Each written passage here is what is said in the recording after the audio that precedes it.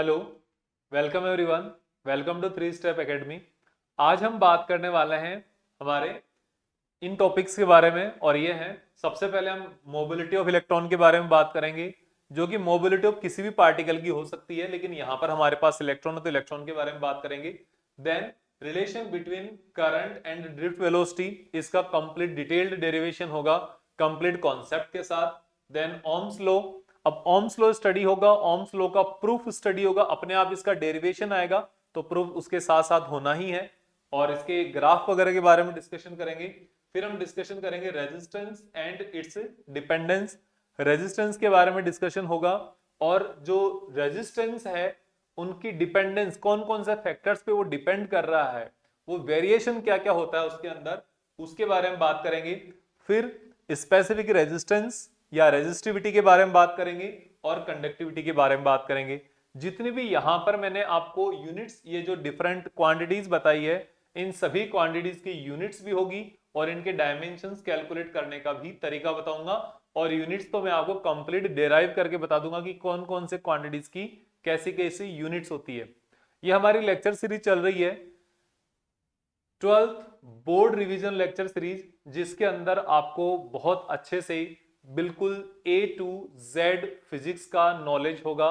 Physics अगर मान लो किसी बच्चे का जो 12th क्लास के जो लेक्चर्स है वो रह चुके हैं या मान लो पूरे नहीं हो पाए हैं, या फिर किसी का कोई टॉपिक कुछ छूट चुके हैं, तो उनके लिए ये लेक्चर सीरीज बहुत ज्यादा काम की है। और किसी के अगर उनको लेक्चर सीरीज उन्होंने लेक्चर पूरे लिए हैं लेकिन कहीं पर कॉन्सेप्ट बीच बीच में कुछ छूटे हुए हैं, जिनको लग रहा है कि हमें अगर रिवीजन करेंगे, कोई ट्यूशन क्लास ज्वाइन करेंगे या कुछ करेंगे तो बहुत ज्यादा टाइम चाहिए होगा, बाहर जाने का, आने का, रास्ते का, फिर कहीं थोड़ा मस्ती करने का।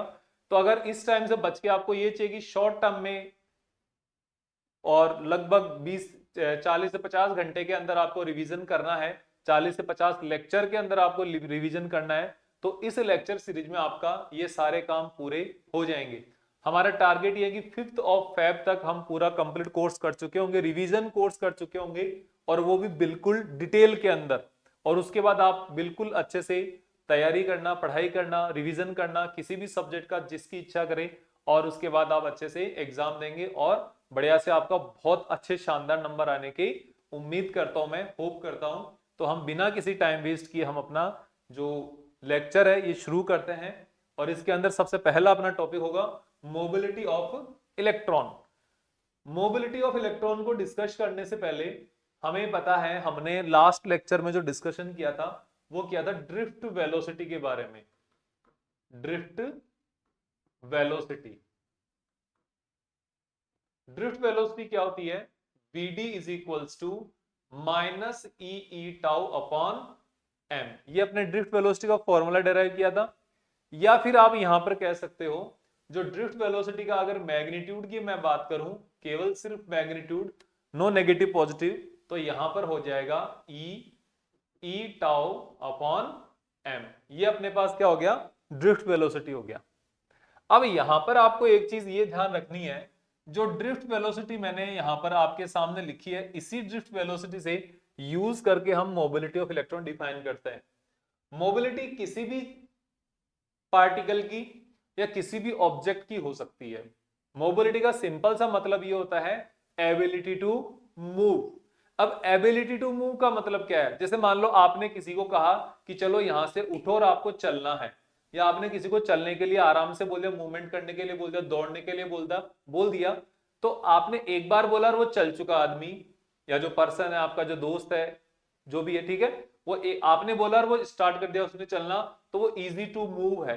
एक है जिसको आपको थोड़ा सा फोर्स करना पड़ता है, चल यार अपने वो काम है, वहां जाके आना है, इंपॉर्टेंट है, ये है वो है, थोड़ी मिन्नतें करनी पड़ती है आपको, फिर वो उठ के चलना स्टार्ट कर देता। अब वहां पे उसकी मोबिलिटी कम है कि वो थोड़ा रिजिड है, थोड़ा हो सकता है थोड़ा मोटा होने की वजह से, उसके वेट की वजह से हो सकता है, कोई और वजह हो, आलसी हो, थोड़ा लेजी हो वो। और कुछ लोग होते हैं उनको धक्का देके उठा के ले जाना पड़ता है, उनको ये लगता है यार तेरे पास बाइक है क्या? बाइक है तो मैं चल लूंगा साथ में, अगर नहीं है तो नहीं जाना मुझे। तो वहां पर उनकी मोबिलिटी क्या है? बहुत ही रिजिड है, वो बहुत कम मोबिलिटी उनकी। तो वो क्या होगी? उनकी एबिलिटी टू मूवमेंट हो गया। तो यहां पर भी एबिलिटी टू मूव ही है, किसके लिए? इलेक्ट्रॉन्स के लिए। यहां पर इस जगह पर जो मेटेलिक कंडक्टर है, जो हमारा ये वाला चैप्टर में मेटेलिक कंडक्टर्स की ही बात होती है और किसी चीज की बात नहीं होती। यहां पर सिर्फ कंडक्टर या चार्ज कैरियर एक तरीके से इलेक्ट्रॉन की तरह काम करता है। जो चार्ज कैरियर्स है वो सिर्फ और सिर्फ इलेक्ट्रॉन्स होते हैं। तो हम किसकी मोबिलिटी स्टडी करते हैं? इलेक्ट्रॉन की मोबिलिटी स्टडी करेंगे।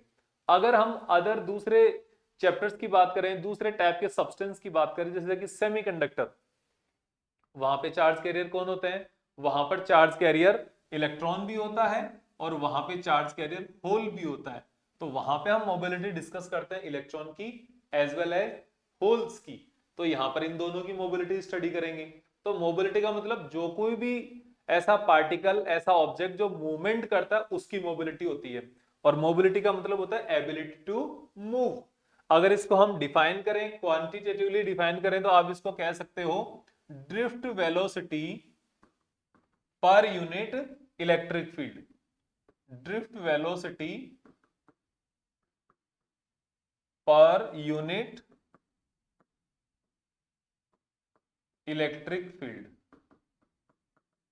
Is known as a mobility of electron. Simple सी बात है, ठीक है।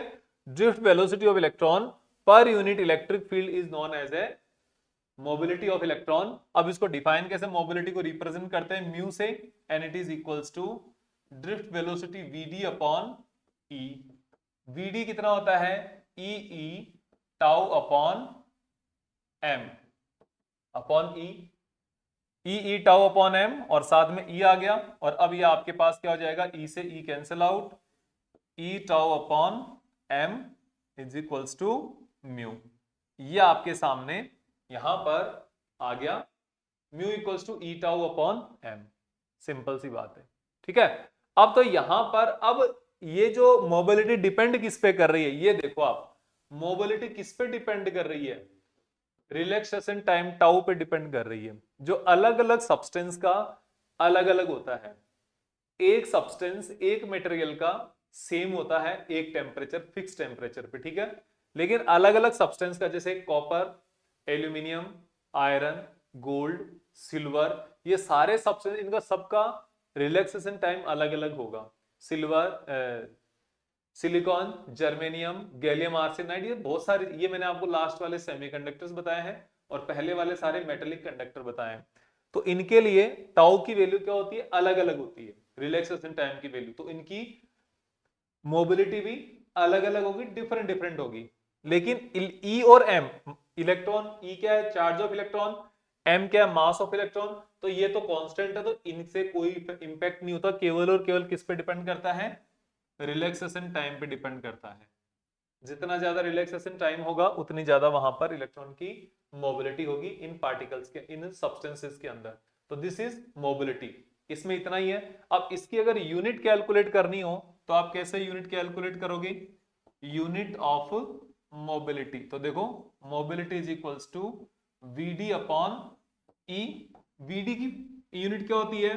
मीटर पर सेकेंड। ई की यूनिट क्या होती है? ये होता है वोल्ट पर मीटर। जब इसको आप सोल्व करोगे तो आपके सामने आ जाएगा मीटर स्क्वायर पर वोल्ट पर सेकेंड।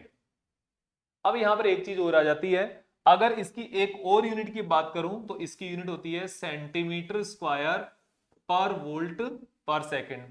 ज्यादातर काम में कौन सी यूनिट आती है यहां पर? ज्यादातर काम में यहां पर ये वाली यूनिट आपको दिखाई देगी। लेकिन सेंटीमीटर स्क्वायर वाली यूनिट को अगर आपको यहां पे कन्वर्ट करना, तो पहले उसको मीटर में कन्वर्ट करना पड़ेगा, उसके बाद काम में लेना है।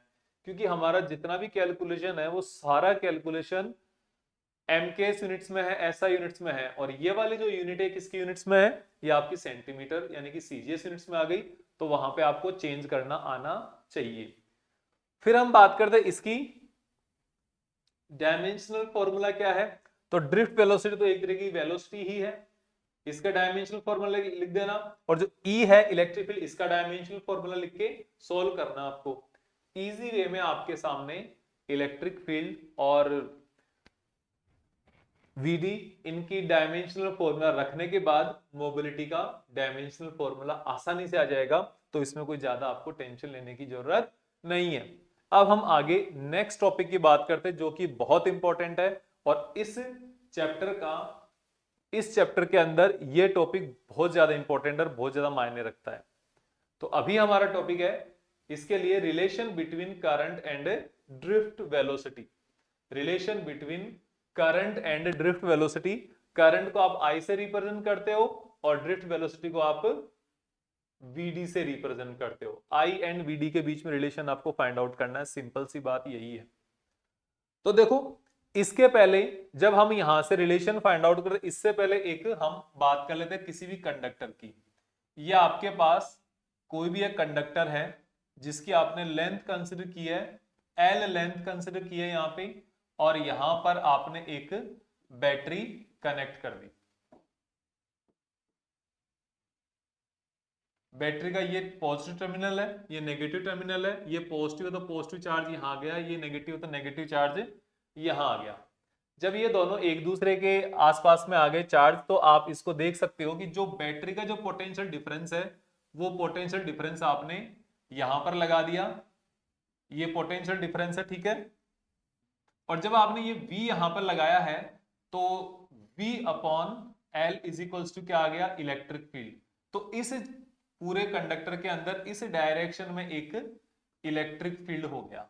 इलेक्ट्रिक फील्ड आपने अप्लाई कर दिया। इस इलेक्ट्रिक फील्ड के कारण यहां पे जो इलेक्ट्रॉन्स है काफी सारे, इन इलेक्ट्रॉन्स पर इस इलेक्ट्रिक फील्ड के कारण क्या लगेगा, एक फोर्स लगेगा, और फोर्स के कारण ये क्या होंगे, ड्रिफ्ट होंगे इस डायरेक्शन में। और with the velocity of drift velocity VD, इधर ये ड्रिफ्ट होंगे। केवल ये मैंने एक छोटा सा पोर्शन दिखाया आपको कंडक्टर का, बाकी ये पूरा यहां से लेकर यहां तक कंप्लीट वायर ही है, ठीक है। तो यहां पे क्या होगा, इस साइड से ये जो इलेक्ट्रॉन है, ये पूरे सारे जितने भी इलेक्ट्रॉन, सबको इस इलेक्ट्रिक फील्ड के कारण एक फोर्स लगेगा और ये ड्रिफ्ट करेंगे ड्रिफ्ट वेलोसिटी के साथ, एक पर्टिकुलर डायरेक्शन में ड्रिफ्ट करेंगे। जब ये ड्रिफ्ट करेंगे यहां पर, तो यहां पे चार्ज फ्लो होगा, और उस चार्ज फ्लो पर सेकंड को, चार्ज फ्लो पर यूनिट टाइम को कैलकुलेट करके हम यहां पर करंट की वैल्यू फाइंड आउट कर सकते हैं। इतनी सी बात है, बस हो गया काम आपका। तो आपको पता है चार्ज फ्लो पर unit time is known as a electric current. तो आप यहां पर ये आपने करंट का फॉर्मूला लिख दिया एज इक्वेशन नंबर 1। अब हम यहां पर बात करें नेक्स्ट कि कितना चार्ज फ्लो होगा, कि यहां पर इस पूरी लेंथ के अंदर कितना चार्ज एंटर कर रहा है, कितना चार्ज होगा यहां पे।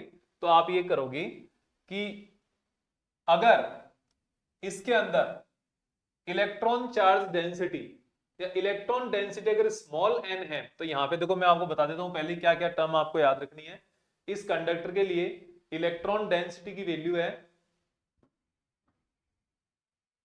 n, number of electron in unit volume n, इसकी लेंथ कितनी है l, वोल्टेज आपने V अप्लाई कर रखा है, इसकी जरूरत नहीं पड़ेगी हमें। इलेक्ट्रॉन का चार्ज कितना होता है, E होता है, और इस वोल्टेज अप्लाई करने के कारण यहां पर इलेक्ट्रॉन्स की वेलोसिटी कितनी है, Vd है। इतनी चीजें याद ना, और चीजें आएंगी तो और बताऊंगा आपको, ठीक है। तो यहां पे आप देखो कि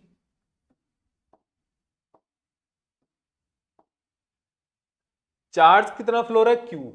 इसमें टोटल चार्ज यहां से Q है, जो यहां से लेफ्ट साइड से लेकर राइट साइड तक फ्लो हो रहा है, ठीक है। सॉरी, लेफ्ट से राइट तक नहीं, राइट से लेफ्ट तक फ्लो हो रहा है। इलेक्ट्रॉन्स जो है ये फ्लो हो रहे हैं इधर। तो यहां पर जो टोटल चार्ज फ्लो कितना है, टोटल चार्ज फ्लो, तो ये आपको पता चलेगा n इंटू ई। ई कितना है, एक इलेक्ट्रॉन का चार्ज, n कितना है, टोटल नंबर ऑफ इलेक्ट्रॉन। मान लो 40 इलेक्ट्रॉन्स वहां से उठ के इधर आए, तो 40 इंटू एक इलेक्ट्रॉन का चार्ज, तो 40 इलेक्ट्रॉन्स का चार्ज हो गया टोटल, इस तरीके से। फिर वहां पे कितने इलेक्ट्रॉन टोटल है, जो आपके पास जो लेंथ गिवन है, इसमें कितने इलेक्ट्रॉन होंगे टोटल, तो आपके लिखोगे यहां पे टोटल नंबर ऑफ इलेक्ट्रॉन्स, ये होंगे जो आपके पास n है, ये कितने होंगे, यूनिट इलेक्ट्रॉन डेंसिटी भाई कि जितनी डेंसिटी होगी यूनिट वॉल्यूम में जितने होंगे वो इनटू इनका वॉल्यूम। आप कैसे भी कर सकते हो, आप इलेक्ट्रॉन डेंसिटी पहले लिख सकते हो कि भाई कितना इलेक्ट्रॉन डेंसिटी, इसको रिप्रेजेंट करते हैं स्मॉल एन से, और कितना एन अपॉन वॉल्यूम। आप ये भी काम में ले सकते हो और आप ये भी काम में लगते N equals to electron density into volume. तो इलेक्ट्रॉन डेंसिटी कितना है, इलेक्ट्रॉन डेंसिटी है स्मॉल एन, वॉल्यूम कितना है, ये आपके पास एक सिलिंड्रिकल वायर होता है, तो सिलिंड्रिकल वायर का सिलेंडर का वॉल्यूम कितना होता है, pi r square l. Pi r square क्या होता है, वो इस साइड का किसी एक फेस का एरिया और एल इसकी लेंथ, तो एन ए एल। ये आपके पास टोटल नंबर ऑफ इलेक्ट्रॉन्स आ गए। तो यहां से आप टोटल चार्ज क्यू बना दोगे, तो therefore Q is equals to N A L E. ये आपके पास टोटल चार्ज आ गया, इसको आपने लिख दिया इक्वेशन नंबर 2। ठीक है, अब ये जो चार्ज है ये इस राइट साइड से मूवमेंट करके फ्लो होकर लेफ्ट साइड की तरफ आ रहा है। कितने डिस्टेंस ट्रेवल की इसने, एल डिस्टेंस ट्रेवल की है। किस स्पीड से की है, वीडी स्पीड से की है, जो ड्रिफ्ट वेलोसिटी है उसी से की है। तो आपके पास यहां पर टोटल टाइम आ जाएगा, तो टोटल टाइम टू ट्रेवल, तो ये आ जाएगा आपके पास t is equals to L upon V D. T is equals to L upon V D, ये इक्वेशन नंबर 3। 2 एंड 3 को आप 1 के अंदर रख दो, तो आप यहीं पर आपके सामने आ जाएगा आगे। 2 को आप 3 के अंदर रख दोगे तो यहां पर ही आपके सामने वैल्यू आ जाएगी। इक्वेशन 1 2 एंड 3, 1 2 एंड 3 तीनों जो इक्वेशन है इनसे क्या आएगा, देखो I इज इक्वल्स टू, ये वैल्यू वहां पे रखो Q वाली, N A L E divided by L upon V D, L upon V D. ये देखो आप, तो L से इस L से ये L कैंसिल आउट, इस L से ये L कैंसिल आउट, और आगे बचेगा क्या, यहां पे बचेगा I is equals to N A E V D. ये आपका सबसे, इस पूरे चैप्टर का सबसे क्रांतिकारी फॉर्मूला है यहाँ पे।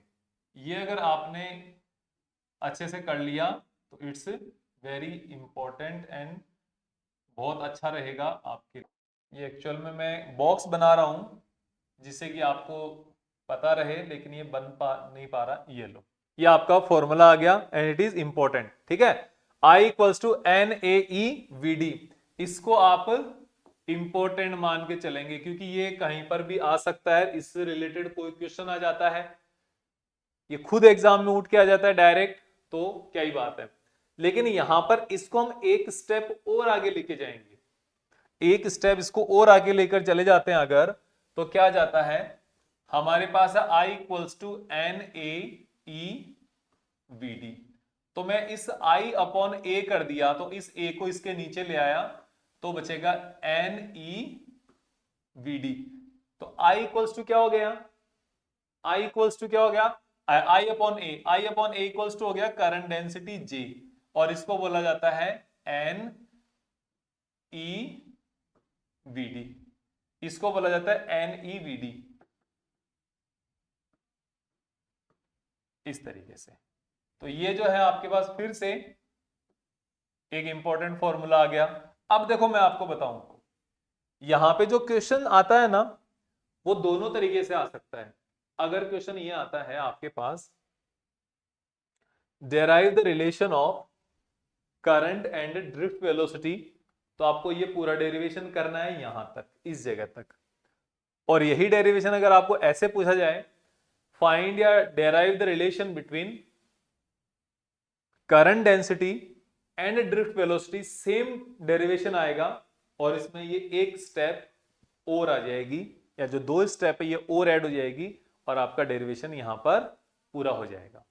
तो ये हो गया आपके लिए जो एक relation between current and drift velocity. तो क्या कौन कौन से रिलेशन हो गए, आई एंड वीडी, और दूसरा रिलेशन हो गया जे एंड वीडी। ये दोनों रिलेशन आपने अच्छे से यहां पर कर लिए हैं, ध्यान रखना इस बात का। लेकिन मैं यहां पर आपको एक चीज बता देता हूं कि जो I equals to N A E V D है, इसको हम और आगे लेकर चल सकते हैं थोड़ा। आपका ये डेरिवेशन यहीं पर हो गया, मैं इसको थोड़ा और आगे लेकर चल सकता हूं, उसके बाद मैं आपको बताऊंगा ये क्या हुआ। देखो now current I is equals to N A E V D, ठीक है। और यहां पर आपके पास Vd इक्वल्स टू क्या है, जो हम बार बार लिखते हैं ई ई टाउ अपॉन एम। हम यहां पर अब सिर्फ मैग्नीट्यूड ले रहे हैं, नेगेटिव नहीं ले रहे हैं, ठीक है, क्योंकि हम केवल इसकी करंट की बात कर रहे हैं, स्केलर चीज की बात कर रहे हैं केवल, ठीक है। तो यहां पर आपको पता है I is equals to N A E, Vd की जगह आपने लिख दिया E capital E tau upon M. और आपको यहां से एक और चीज पता है कि E is equals to V upon एल, V for voltage, L for length. तो यहां पर आपने फिर से इसकी वैल्यू को रख दिया, तो ये देखो क्या आ गया, N A E square V tau upon M L. और यहां से आप एक चीज देख पा रहे हो, यहां से आप एक चीज देख पा रहे हो कि मैं इस V के इक्वेट कर दूं सब कुछ। मैं इस V को तो इधर रख देता हूं, यहीं पर रख देता हूं, ठीक है, V को तो यहीं रख लिया एज इट इज, और इन सब चीजों को मैं दूसरी साइड भेज दूं, M L upon N A E square tau into I. तो ये क्या हो गया, ये क्या हो गया, यहां पर आप जब देख पा रहे हो, यहां पर देखो कोई भी एक जो फिजिकल लेंथ और एरिया जिसका कांस्टेंट कर दे हम अगर यहां पे, तो M N is a electron density. एक सब्सटेंस के लिए ये दोनों बराबर है। देखो यहां पर हम और करें एम एंड ई, ये दोनों तो हमेशा यूनिवर्सल कांस्टेंट है, ठीक है। और एन एंड टाउ ये दोनों भी क्या है, कांस्टेंट है। किसके लिए, फॉर सेम सब्सटेंस। एक सेम सब्सटेंस है, कांस्टेंट सब्सटेंस है जो कॉपर है, कॉपर के लिए एन और टाउ हमेशा क्या रहेगा, कांस्टेंट रहेगा एक पर्टिकुलर टेम्परेचर पे। एम और ई क्या रहेगा, ये हमेशा हर चीज के लिए कांस्टेंट रहेगा। तो आपके पास एल और अगर ए को भी हम क्या कर दें, फिक्स कर दें, तो V इज प्रोपोर्शनल टू क्या आ गया, I आ गया। और यही क्या है, यही क्या है, ओम्स लॉ। ये आपका ओम्स लॉ का डेरिवेशन हो गया, ये आपका ओम्स लॉ का डेरिवेशन हो गया। और इसको मैं यहां पर नोट भी कर देता हूं, ठीक है, क्या, प्रूफ ऑफ ओम्स लॉ और डेरिवेशन ऑफ ओम्स लॉ। और ये कौन सा, ये स्केलर फॉर्म में अभी, ठीक है। तो V is proportional to I, ये क्या कह रहा है, for a constant physical condition, for a constant physical condition potential difference across 2 points is directly proportional to current flowing through wire और current flowing through it, ठीक है। ये आपको ध्यान में रखना है, क्या, ओम्स लॉ। और ये इसकी वेक्टर फॉर्म है, स्केलर फॉर्म है, स्केलर तरीके से मैंने इसको डिफाइन किया। इसकी वेक्टर फॉर्म भी, वेक्टर फॉर्म में भी करेंगे आगे, लेकिन क्योंकि वहां पे आपको एक दो टर्म है जो अभी तक आपको नहीं आती, इसलिए उसको मैंने अभी तक नहीं किया, वरना यही इसके साथ ही कर देता मैं। ठीक है, तो उसको हम बाद में करेंगे। पहले आपने ये देख लिया ओम्स लॉ आपका यहां से निकल के आता है। जब ये इतनी सारी चीजें कांस्टेंट है तो यहां पर V और I के बीच में रिलेशन आ गया, तो ये यहां पर ये जो मैटर बच गया ये क्या है, ये जो मैटर बच गया इसके अंदर ये क्या है, ये तो कांस्टेंट है, और इसी को आपने लिख दिया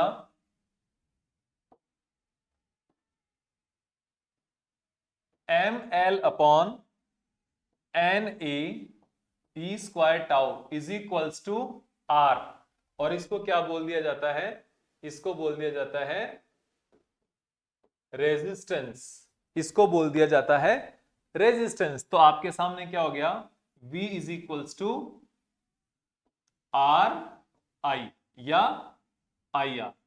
ये आपका ओम्स लॉ हो गया पूरा कंप्लीट, कि इस प्रोपोर्शनल साइन को हटाने के लिए आपने R रख दिया, एक कांस्टेंट रख दिया, और वो कांस्टेंट को आना R है, और इसी को हम आगे स्टडी करेंगे अब next as a important topic, क्या, ओम्स लॉ। अब ओम्स लॉ डिस्कस करना और क्या है, और ओम्स लॉ होता क्या है वो हमने यहां पर पहले देख लिया।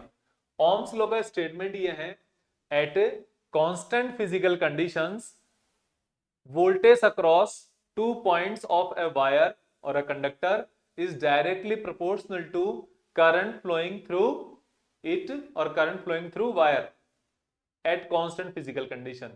और constant physical condition कौन सी है, length, cross section area, temperature and pressure, ये कांस्टेंट होने चाहिए, तब जाके ये ओम्स लॉ फॉलो करता है। ठीक है, स्टेटमेंट क्या है वो लिख देता हूं मैं, उसके बाद आगे बात करते हैं। ठीक है, तो यहां है at constant physical conditions length, cross section area, temperature and pressure, voltage across a wire is proportional to current flowing through it। किसी भी वायर के अंदर, सपोज आपके सामने कोई भी ये वायर है, ठीक है, इस वायर के थ्रू अगर कोई करंट फ्लो आई हो रहा है तो यहां पर इसके बीच में एक पोटेंशियल डेवलप होगा कि नहीं होगा, आप कहोगे बिल्कुल होगा। तो ये जो डेवलप्ड पोटेंशियल है V is proportional to current I and this I, अब ये जो proportional साइन है इसको हटाने के लिए हम यहां पर एक कांस्टेंट लगाएंगे, और वो जो कांस्टेंट होगा वो होगा V is equals to R I। ये अपने पास क्या हो गया, ओम्स लॉ हो गया। अब देखो एक बात बता देता हूं मैं काम की, जो ओम्स लॉ होता है ना ये हम पढ़ते हैं अकॉर्डिंग टू एनसीईआरटी। एनसीईआरटी ने हमें इस तरीके से ओम्स लॉ को स्टडी करना बताया है। क्या एक्चुअल में ऐसा ओम्स लॉ होता है क्या, या ऐसा ही होता है क्या ओम्स लॉ, आप ही मुझे कमेंट सेक्शन में बताएंगे यस और नो लिख करके। पहले आप इस वीडियो को पॉज करेंगे, आप फिर कमेंट करेंगे यस और नो, फिर उसके बाद मुझे आप बताएंगे। लेकिन अगर नहीं, आपने जो भी टाइप कर दिया होगा या करेंगे उसके बाद आप वीडियो को वापस ऑन करके फिर देखेंगे। ठीक है, तो आप पहले करें और उसके बाद 2 सेकंड के बाद मैं यहां पर आपके फिर से कर दूंगा, बता दूंगा कैसे करना है। तो यहां पर आपने कर दिया होगा कमेंट यस और नो में, और अब आप यहां पर आकर देखें, ये हम केवल एनसीईआरटी के अकॉर्डिंग पढ़ रहे हैं। एक्चुअल में क्या ऐसा होता है क्या, देखो यहां पे ये अपने पास वायर है और इस वायर को हमने कहीं पे कुछ भी नहीं किया हुआ, क्या इसके थ्रू करंट फ्लो होना पॉसिबल है क्या, इस वायर के थ्रू करंट फ्लो होना पॉसिबल है क्या, ये वायर कहीं से किसी भी चीज से कनेक्टेड नहीं है, आप कहोगे ये वायर के थ्रू करंट फ्लो होना पॉसिबल नहीं है, क्योंकि यहां पे कुछ भी नहीं है, चार्ज को फ्लो करने के लिए यहां पे कुछ भी अवेलेबल नहीं है। ठीक है, लेकिन अब मैंने यहां पर बैटरी कनेक्ट की, क्या अब बैटरी कनेक्ट की तो मैंने पोटेंशियल डिफरेंस कनेक्ट किया, क्या अब यहां पर ये करंट फ्लो होना पॉसिबल है क्या, अब आप कहोगे यस है करंट फ्लो होना पॉसिबल, क्योंकि पहले यहां पर बैटरी नहीं थी, अब यहां पर बैटरी है। जब बैटरी नहीं थी तो क्या यहां पे V था क्या, नहीं था, लेकिन जब आपने V लगाया तो क्या करंट फ्लो होना स्टार्ट हो गई? आप बोलोगे हो गई। तो इसका मतलब क्या हुआ? इसका मतलब ये हुआ V is proportional to I। ये कैसे सही हुआ? पहले I आएगा सर्किट में, पहले करंट फ्लो होना स्टार्ट करेगी सर्किट में, या पहले वोल्टेज डेवलप होगा सर्किट में, या पोटेंशियल डिफरेंस लगेगा सर्किट में? पहले कौन सा होगा? पहले I आएगा या पहले V आएगा? अगर पहले I आता और इस I की वजह से V आता तो हम मानते V is proportional to I, लेकिन ये तो नहीं आया। तो ये ऐसा ओम्स लॉ नहीं होता है, हम सिर्फ पढ़ते हैं। ऐसा होता है एक्चुअल में क्या है? एक्चुअल में होता है I is proportional to V, कि पहले आप V अप्लाई करोगे और जितना ज्यादा पोटेंशियल अप्लाई करोगे उतना ज्यादा यहां पर करंट फ्लो होगी। जितना ज्यादा पोटेंशियल लगाओगे उतनी ज्यादा यहां पर करंट फ्लो होगी। करंट को कंट्रोल किससे करते हैं? वोल्टेज से करते हैं। वोल्टेज कम ज्यादा करके करंट को कंट्रोल किया जाता है। करंट को कंट्रोल करके वोल्टेज को नहीं कंट्रोल करते हम वोल्टेज को कंट्रोल करके करंट को कंट्रोल करते हैं। और फिर अब हमारे पास जो यहां पर जो कांस्टेंट आता है ना, वो 1/R आता है, और 1/R को हम बोलते हैं G। 1/R को हम बोलते हैं G। G फॉर, हाँ वो नहीं, G for conductance. G for conductance होता है। जैसे रेजिस्टेंस होता है ना, ability to block, ability to oppose तो होता है रेजिस्टेंस, और एबिलिटी टू पास वो होता है कंडक्टेंस। तो वो वहां पे कंडक्टेंस G होता है। लेकिन आपको अच्छे से इजी वे में बताने के लिए एनसीईआरटी ने थोड़ा सा सॉल्यूशन कर दिया, बोला भाई इसको ऐसे कर लो। अब यहां पर हम ये चीज और भी जगह पढ़ते हैं, जैसे कि हमने न्यूटन्स लॉ में भी स्टडी किया है। न्यूटन्स लॉ भी हम ऐसे पढ़ते हैं, F is equals to ma। क्या एक्चुअल में ऐसा होता है? नहीं, A is equals to F/m होता है। आपने पहले कोई फोर्स लगेगा ना तो आपका A होगा, लेकिन एक्चुअल में क्या है, यहां पर फोर्स को आप डायरेक्ट मेजर नहीं कर सकते। हम पहले मेजर कर सकते हैं यहां पर A को, क्योंकि A हमें दिख रहा है कि उसमें एक्सेलरेशन कितना है। तो जो इफेक्ट आया है ना, उस इफेक्ट की वजह से हम कॉज को मेजर कैलकुलेट कर सकते हैं। सिंपल सी बात यही है, हम इफेक्ट की वजह से कॉज को मेजर कर सकते हैं। और यहां पर भी जब करंट फ्लो हो रही है तो वोल्टेज जनरेट हो रहा है, वोल्टेज डेवलप हो रहा है, तो आपने यहां पर इफेक्ट की वजह से उस कॉज को मेजर कर रहे हो, सिर्फ बात यही है। Otherwise V is proportional to I नहीं, I is proportional to V होता है। लेकिन हमें पढ़ना कैसे? हमें ऐसे ही पढ़ना है जैसे हमें पढ़ने के लिए कहा गया है, क्योंकि अभी तो एग्जाम देनी है इसलिए, ठीक है। तो ये आपका V is equals to RI हो गया। अब हम यहां पर बात करते हैं इसके आगे, ठीक है। तो ये आपका ओम्स लॉ हो गया। अब हम देख लेते हैं ओम्स लॉ में ग्राफ। तो V is proportional to I and V is equals to IR। और यहां पे R क्या है? R यहां पर प्रोपोर्शनलिटी कांस्टेंट है, जिसको आप रेजिस्टेंस ऑफ द वायर, जो वायर होता है ना जहां के बीच में हम पोटेंशियल कनेक्ट करते हैं, पोटेंशियल कैलकुलेट करते हैं, उस वायर का ये क्या हो गया? रेजिस्टेंस हो गया। और ये जो रेजिस्टेंस है यही बहुत काम की चीज है। अब देखो यहां पर ये आपके पास एक 2 डायमेंशनल ग्राफ है, और यहां पर अगर मैं इस ग्राफ को प्लॉट करता हूं तो यहां पर हमारे पास क्या आ गया? I आ गया, और यहां पर हमारे पास क्या आ गया? V आ गया। तो इस ग्राफ का जो स्लोप होगा, इस ग्राफ का जो स्लोप होगा ना यहां से थीटा, तो थीटा इज इक्वल्स टू क्या हो जाएगा? V/I। यही क्या है? रेजिस्टेंस है। यहां पे I होगा, यहां पे V होगा, इस कंडीशन में, ठीक है। और अब यहां पर हम दो टाइप के ग्राफ खींचते हैं। पहला ये ग्राफ है,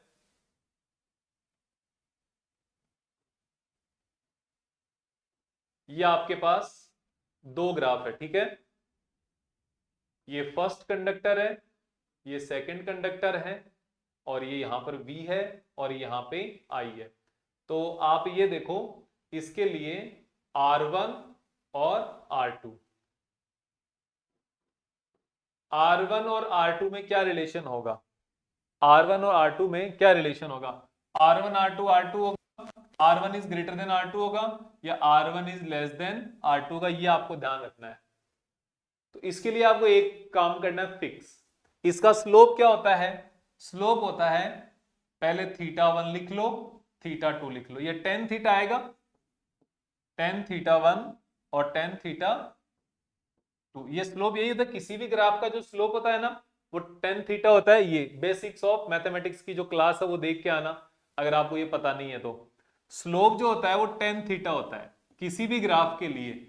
और मैं यहां पर एक क्या करूंगा, एक मैंने कोई भी लाइन ली है और ये यहां पर करंट I की वैल्यू आ गई, इसके कॉरेस्पॉन्डिंग ये V1 आ गया, इसके कॉरेस्पॉन्डिंग ये नहीं, ये V2 वाला ना, ये V2 आ गया, और ये ऊपर वाला जो है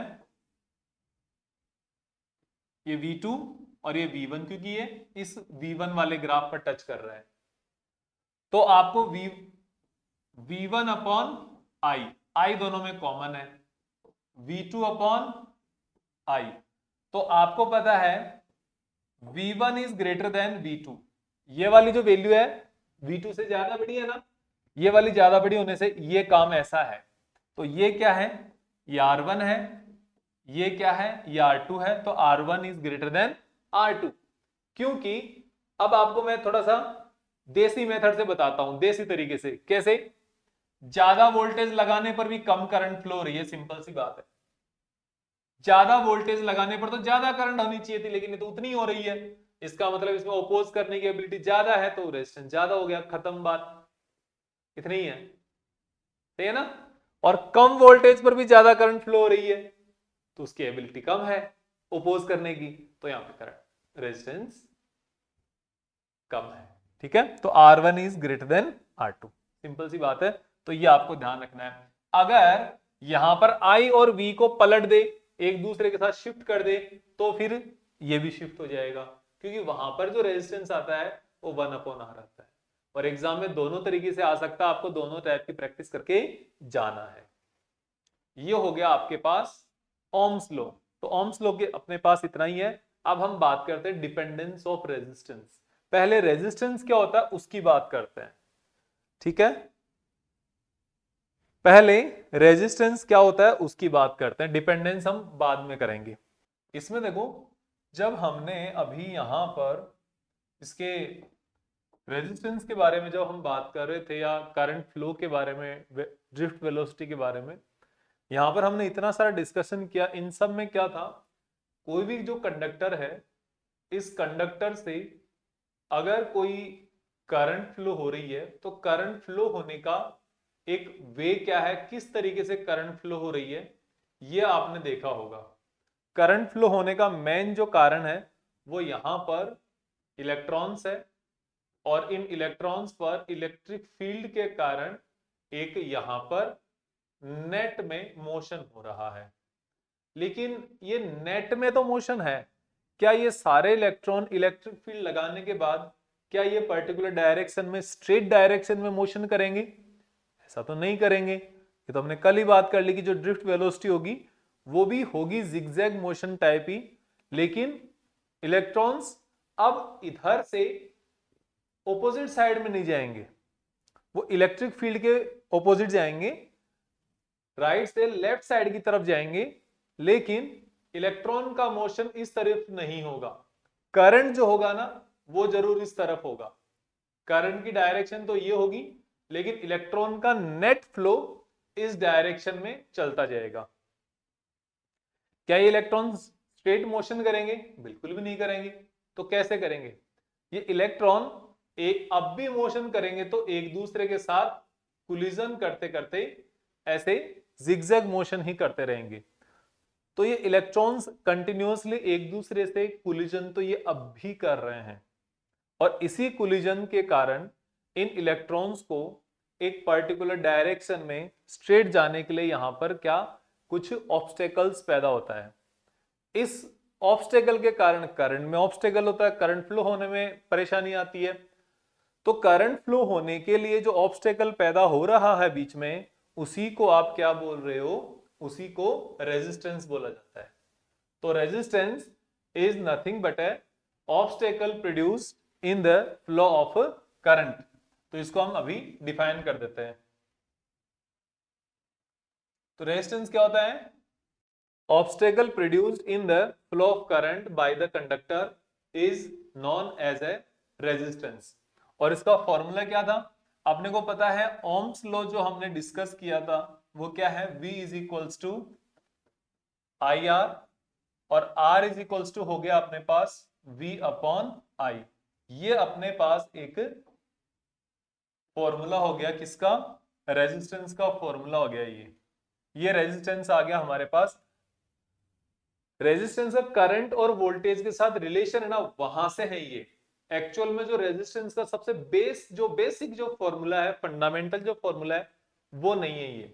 तो यहां से तो अगर हम जो डायरेक्ट जिन चीजों की रीडिंग ले सकते हैं अपने लैब में डायरेक्टली, उन चीजों को हम यहां पर डिफाइन कर सकते हैं। यहां पे आप देख सकते हो अगर वोल्टेज इंक्रीज होगा तो रेजिस्टेंस बढ़ेगा, अगर करंट इंक्रीज होगी तो रेजिस्टेंस घटेगा। इसको आप देखकर ऐसे तो बोल सकते हो, लेकिन वो डिपेंडेंस रेजिस्टेंस की नहीं है। एक्चुअल में क्या होता है, इसका जो पहला वाला फॉर्मूला है ना, ये काम देता है यहाँ पे। एक्चुअल में ये काम देता है, क्योंकि मैंने आपको बताया था यहां पर कि जो ओम्स लॉ जो होता है वो एक्चुअल में इस तरीके से होता है। तो यहां पर रेजिस्टेंस जो है ना, अगर आप बैटरी अप्लाई कर रहे हो यहां पर, तो रेजिस्टेंस करंट को चेंज करेगा। जैसे जैसे रेजिस्टेंस चेंज होगा, वोल्टेज चेंज होगा, उसके साथ साथ करंट चेंज होगी। अगर यहां पर आपने V फिक्स कर दिया, अगर V को आपने यहां पर फिक्स कर दिया है,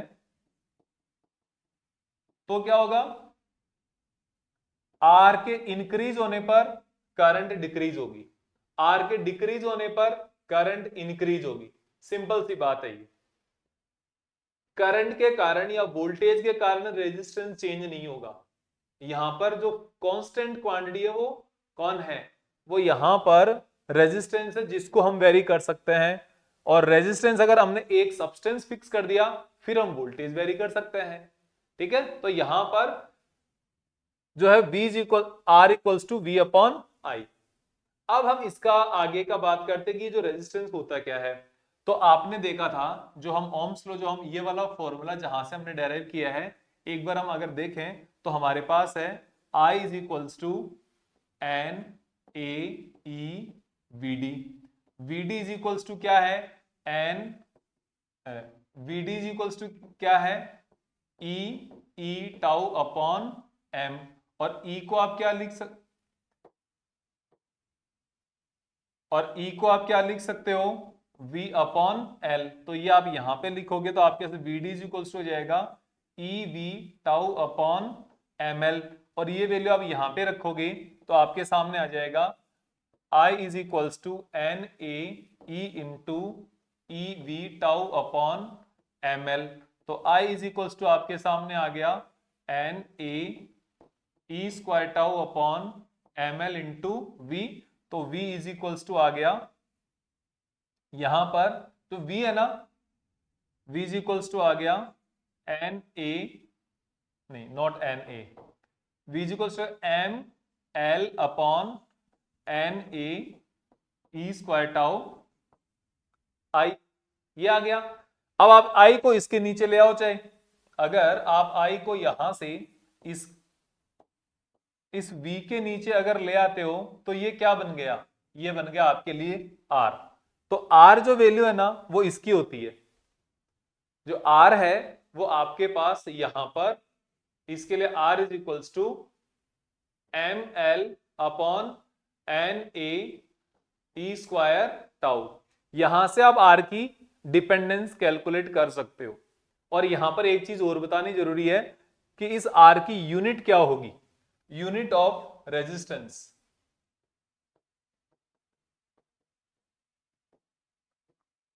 इसकी यूनिट देखो, यहां से अगर आप देखोगे इस फॉर्मूला से तो आपको पता चलेगा ऊपर कौन है, वी को वोल्ट, नीचे कौन है रेजिस्टेंस, सॉरी नीचे कौन है करंट, करंट को एम्पियर, तो वोल्ट पर एम्पियर आ जाएगा इसका रेजिस्टेंस की यूनिट।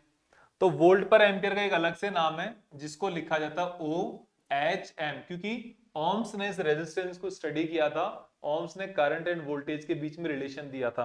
तो ये हो गया आपके पास ओम, और इसको ऐसे सिंबल से भी रिप्रेजेंट कर सकते हैं इस टाइप का। ये जो सिंबल है ना ये भी ओम का ही सिंबल है, और अगर आप फुल फॉर्म में लिखते हो तो इस तरीके से भी आप इसको लिख सकते हो, ठीक है। ये आपका ओम हो गया, तो ये आपकी यूनिट हो गई, ये इसका डिपेंडेंस हो गया। अब डिपेंडेंस में देखो क्या क्या है, ये किस किस पे डिपेंड कर रहा है, देखो यहां पर R is proportional to L, length पे डिपेंड कर रहा है। R is proportional to 1/A, इसके क्रॉस सेक्शन एरिया के जो भी वायर है उसका जो क्रॉस सेक्शन एरिया है, सामने का जो एरिया, जिसे ये वायर हो गया अगर एक, तो इसका ये क्रॉस सेक्शन ये वाली टिप होगी, ठीक है। तो क्रॉस सेक्शन के इनवर्सली प्रोपोर्शनल है। इसका सिंपल से आप एक एनालॉजी देख सकते हो, जैसे मान लो कोई रास्ता है, कोई गली है जहां से आप पास हो रहे हो, अगर गली या रास्ता जितना ज्यादा लंबा होगा उसको क्रॉस करने के लिए हमें उतना ही ज्यादा टाइम लगेगा, वहां पर उतना ही ज्यादा हम मुश्किल से उसको क्रॉस कर पाएंगे। दूसरा, रास्ता जितना ज्यादा वाइड होगा, चौड़ा होगा, उतने ही ज्यादा लोग वहां से पास हो सकेंगे, उतने ज्यादा लोग वहां से आ जा सकेंगे, तो वहां से उसका रेजिस्टेंस सब क्या हो गया, कम हो गया। सिंपल वही चीज है।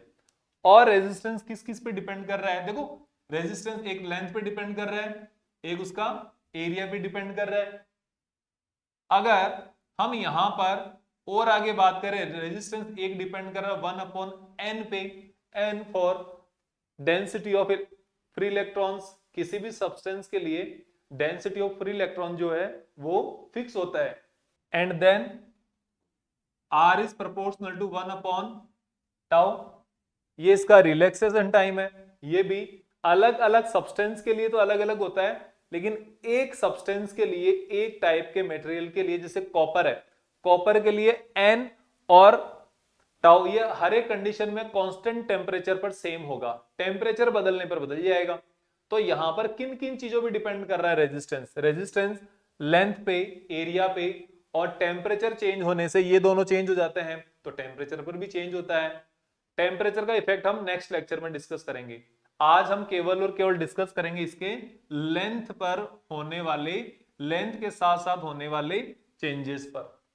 तो काम कितना हुआ, R is proportional to A और R is proportional to 1/A।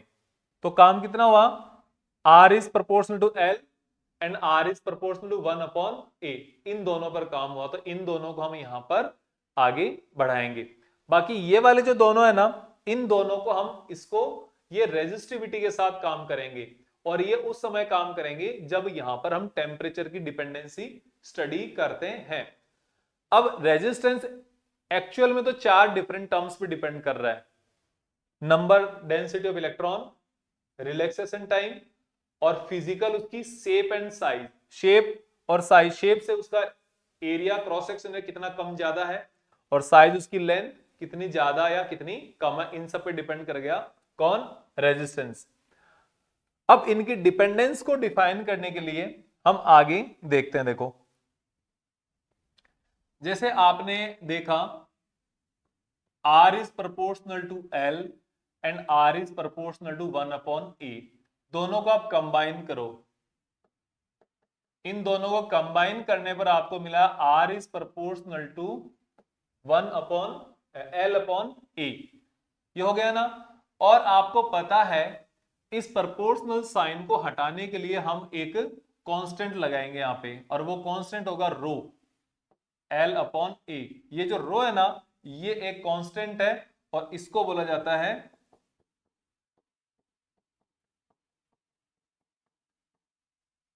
Resistivity, और इसको स्पेसिफिक रेजिस्टेंस भी बोलते हैं, स्पेसिफिक रेजिस्टेंस, ये रो है। और तो यहां से रो की वैल्यू क्या आ जाएगी, रो इज इक्वल्स टू RA/L, ये आपका रो हो गया। और रो की यहां से यूनिट क्या निकालोगे आप, यूनिट ऑफ रो।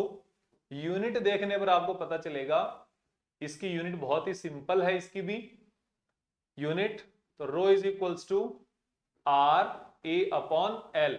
तो इसकी जो यूनिट आपको पता है वो लिखते जाओ। आर की यूनिट होती है ओम,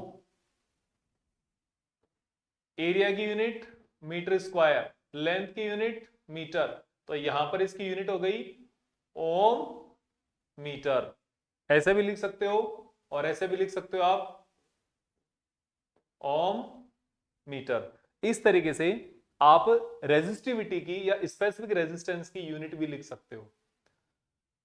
स्पेसिफिक रेजिस्टेंस होता क्या है, डिफाइन कैसे कर सकते हो आप इसको, तो आप इसको डिफाइन करने के लिए देखो, ये आपके पास फॉर्मूला है इसका। ये फॉर्मूला जब आ गया तो आप इसको आगे देखो, rho is equals to R A upon l. If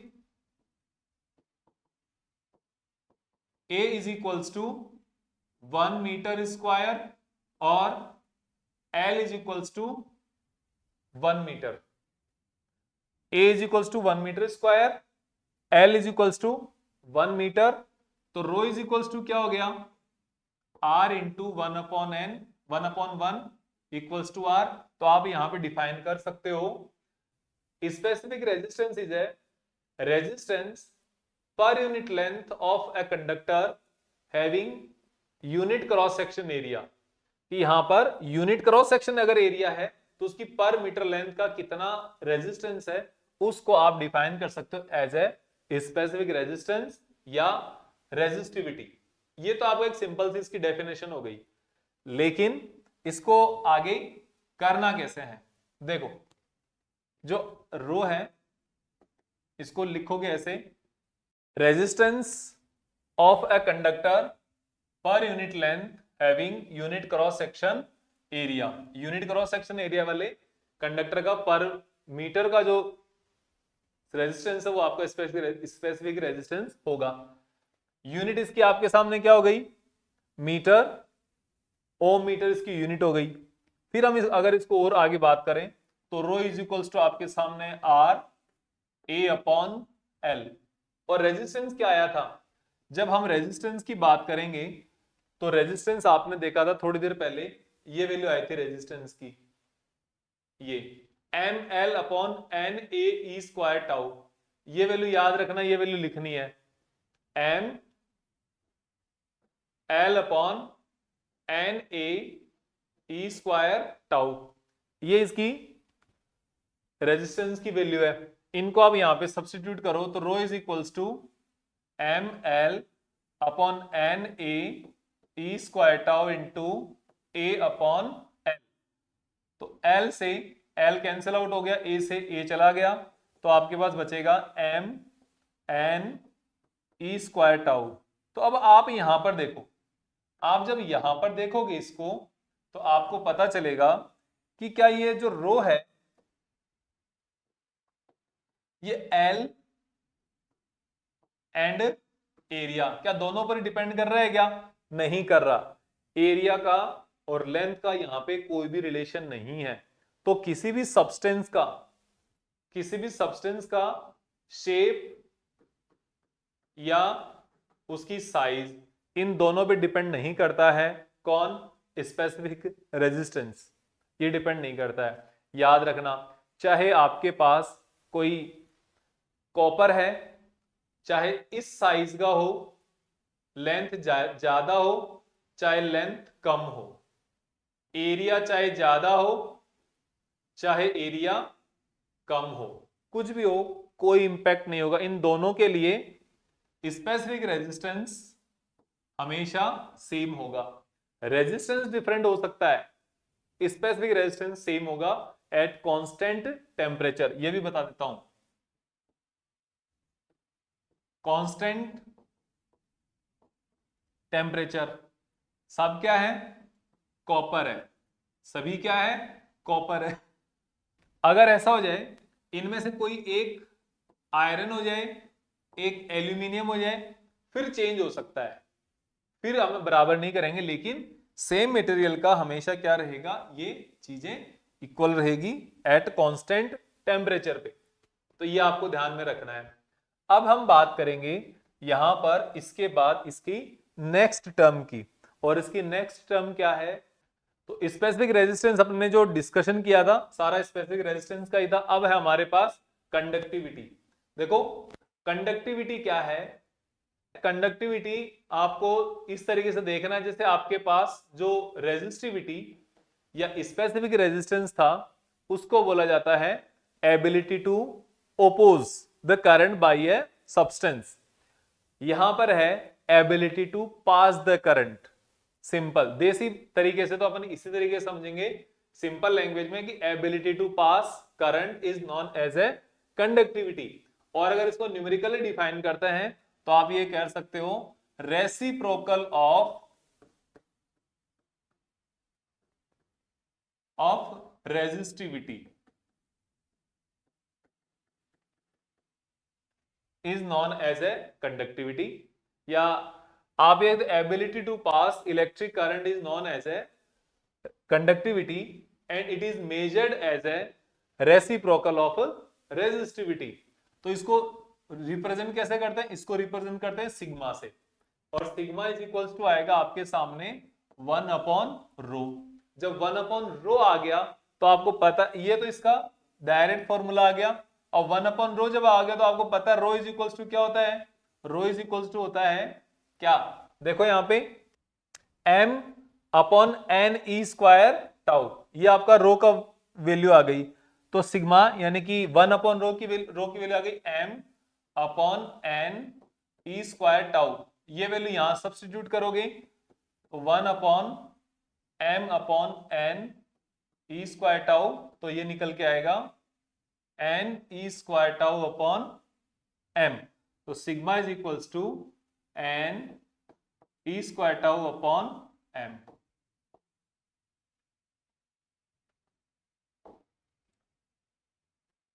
ये आपका कंडक्टिविटी हो गया। इस कंडक्टिविटी की अगर यूनिट अगर लिखनी हो तो कैसे लिखोगे?